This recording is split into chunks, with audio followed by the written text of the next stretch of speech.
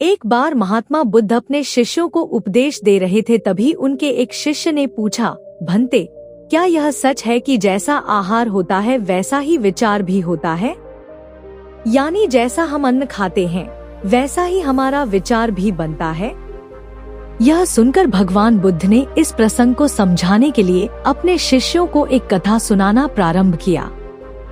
किसी जंगल में एक साधु रहता था। जाने कितने ही लोग रोज उनके दर्शन के लिए आते। जो भी आता उसे बहुत ही शांति मिलती। एक दिन उस देश का राजा भी वहां पर गए। उन्होंने देखा कि साधु एक वृक्ष के नीचे बैठे हुए हैं। सर्दी और वर्षा से बचने का कोई प्रबंध नहीं है। राजा ने कहा कि हे महात्मन, यहाँ आपको बहुत कष्ट है, कृपया आप मेरे साथ चलिए और मेरे साथ महल में रहिए। उस साधु पहले तो नहीं माने, लेकिन बाद में बहुत आग्रह करने पर उन्होंने राजा से कहा, अच्छा चलो। महल में गए, एक सुंदर कमरे में ठहरे। हर समय नौकर उपस्थित रहने लगे। अच्छा भोजन मिलने लगा। 3 महीने बीत गए। राजा साधु की पूजा करते और रानी भी उनमें श्रद्धा रखती। एक दिन रानी नहाने के लिए स्नानागार में गई। नहाकर उठी तो अपने हीरों का हार पहनना भूल गई, जो उसने नहाते समय उतार कर रख दिया था। हार वहीं पड़ा रहा। रानी के बाद साधु स्नानागार में गया, हार को देखा और उसे उठाकर अपने कोपीन में छुपा लिया। स्नानागार से निकलकर महल के बाहर चले गए। कुछ देर बाद रानी को हार का ध्यान आया। दासी से बोली, जाओ, मैं स्नानागार में हार भूल आई हूँ, उसे लेकर आओ। दासी गई, पर वहां उसे कोई हार नहीं मिला। खोजा जाने लगा। पूछा गया, रानी के बाद स्नानघर में कौन गया था? पता चला कि रानी के बाद तो साधु ही स्नानघर में गए थे।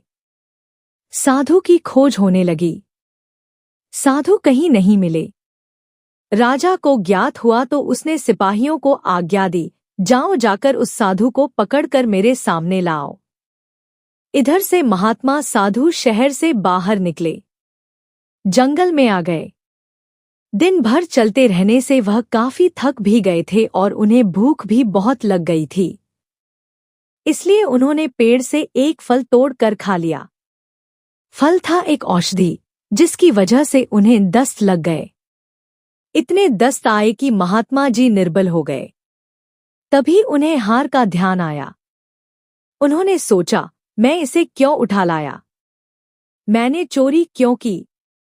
यह सोचकर वो उसी समय वापस उस राजा के नगर की तरफ चल पड़े। आधी रात के समय साधु राजा के महल में पहुंचे और उन्होंने आवाज लगाई।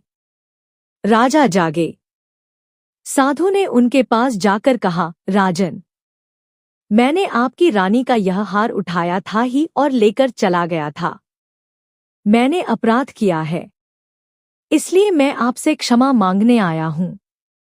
राजा ने आश्चर्य से पूछा, जब आपको हार वापस ही लाना था तो फिर आप लेकर ही क्यों गए थे?